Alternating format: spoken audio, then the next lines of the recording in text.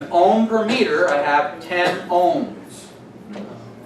Can I plot the current based on this information? Yes. Yes.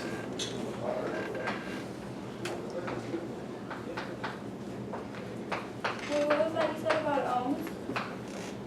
Sorry, you were going too fast. Okay, what I said is if I've got a wire with 1 ohm per meter, then the resistance of the entire loop of the wire is 10 ohms. Okay. All right, so if I know the EMF and I know the resistance, what's the current from Ohm's law?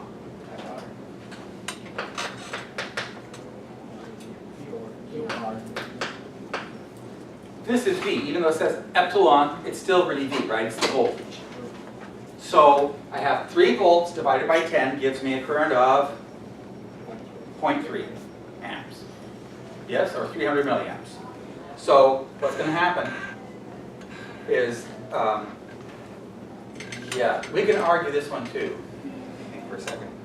Typically we don't assign direction to current, so I'm not going to. Even though the current switches direction, I'm not going to assign a direction to it. So I have 0.3, nothing, 0.3, because current's not a vector. All right. Let me double think for a second. Because somebody will do this and I don't care, it doesn't matter. It really doesn't matter. So we'll say this in direction sense. All right. So to make that work, what we'll say is, in this case, as it's increasing, the clockwise. So instead of doing direction, I'll do counterclockwise and clockwise. All right, so we'll get to that in a second. But we can get the values from here. 3 divided by 10, 0.3. All right, so I have 0.3 amps, and then at the top I have 0.3 amps again.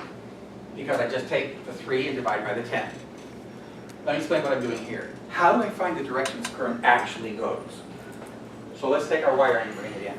As I bring the wire in, the charges in this wire are going to get pushed as they interact with the magnetic field. Does that make sense? How? What direction? So let's draw it at this point.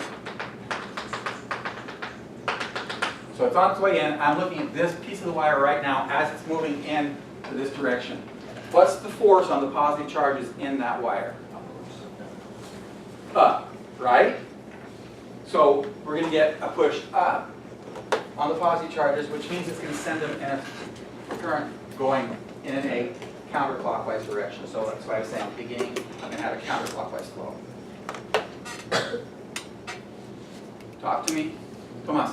Can we still graph it the way you were originally doing, or do you want? Well, whatever you do, you got to be consistent. So if you've done your E the other way, then keep your current the way you did them. Just no. I'm So saying, if you do, then your counterclockwise will be on top. okay. In other words, no matter how you do it, there's only one way that current flows. Right? And it's going to be counterclockwise on the way in. Yeah, I'm saying we can't do like the first graph you did where it was like 3 amps and it drops down to 0, then or 0.3 and then it goes back up to 0.3. The reason I realized, and I backed off of that, is because I need to know that it actually flips direction. Okay. So I want clockwise and counterclockwise. So we are going to have to flip the direction to make that work out. Because otherwise we run into a different problem. So it'll be easy. Just keep it mapped according to whatever you need. I mean, flip these. Whether you do this one up and that one down, I don't care. Then keep this one mapped the same way. All right, so now we've got the current. And the last question basically is, what force do I need to keep this loop moving at a constant speed?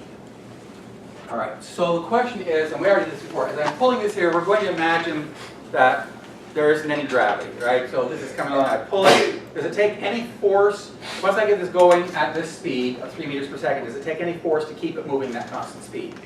No. As I enter, I want to keep the speed the same. Does it require that I pull? Yes, because if the current is flowing up, what's the force on that wire as it interacts with the field? We point our arm in the direction of the current, bend our fingers and point in the direction of the B field, and our thumb says there's a force to the left. Yes. all right? And that force equals Let's push it. ILD, right? So F equals ILD. What is I? We get it from here. 0.3 amps. What is L? We get it from the picture. 2. And what is B? We get it from the data. 1/2. So I have 0.3 times 2 times 1/2. All right? Or 0.3.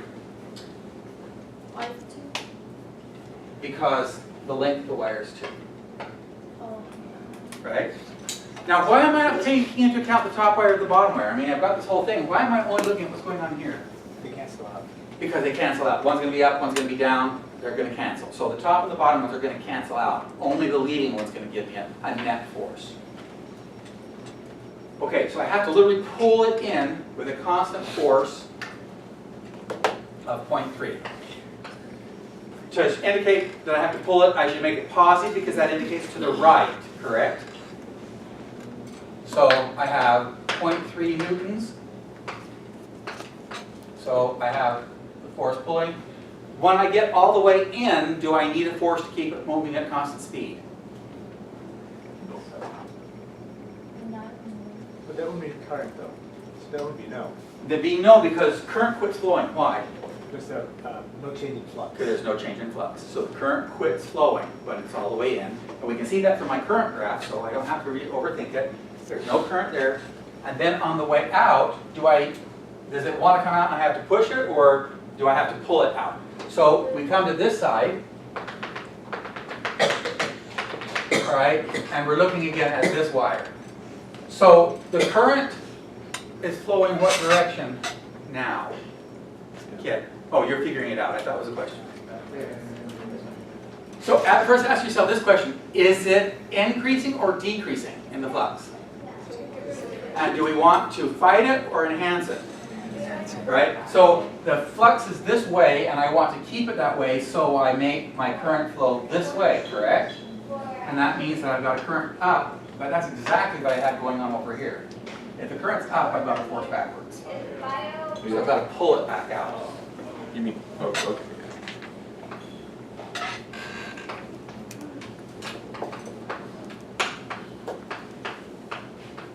All right, so as painful as that may have all been, we're kind of done.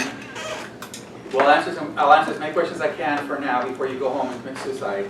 No. We're going to do this again next week. So I'm introducing it now so it can percolate in your heads, and we're going to do it again next week.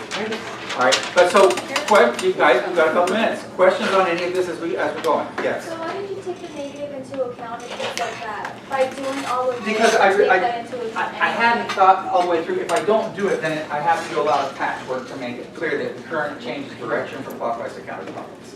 Why do we put the little things going up and down after? We've established that we have negative 40 and negative positive. You know, then we can net all the lines together. Yeah? Why do we, wouldn't that account for something? I'm not sure I understand. I don't understand. Yeah, are you talking about this graph?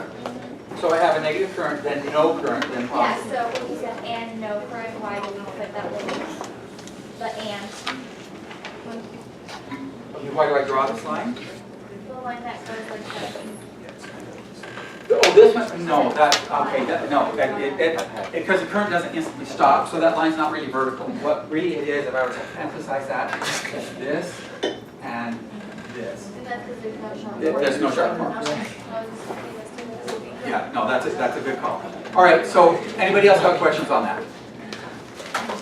So, yeah, go ahead, George. When the loop was leaving, why is it playing out? When the loop is leaving, all right, so guys, please, if you can just wait, we're almost done, and that way I can not want to concentrate on what I want to hear what you guys say. So, the flux is decreasing, all right, and if the flux is decreasing, we want it not to decrease, so the induced current's going to flow to keep it in the same direction, which means I've got up on this side. Yes, because I point my thumb in the direction of the field, and my fingers curl like this, so the current has to flow like that. So the direction of the current here is like this, and the direction of the current here is like this. If I were to take a loop and bring it above this and drop it into the field, what would actually happen is that it would very rapidly hit terminal velocity. The upward force would be exactly equal to the weight, and it would just move at constant velocity. Once it got all the way in, it would fall, free fall, and on the way out, the same thing would happen. The current would flow to oppose it, and so literally it would, it's a slow way down to just fall very, very gradually out, like the magnet that I dropped down the copper tube. All right. Anytime that it's entering or leaving the field, that kind of terminal velocity kicks in. All right. So it is Friday, and that means you have 2 days to forget everything I've said. So on Monday we'll do this again. All right. And we'll also do well, yeah, we're exactly right. Do you really want to like deal with that? Everything just go to the bathroom and then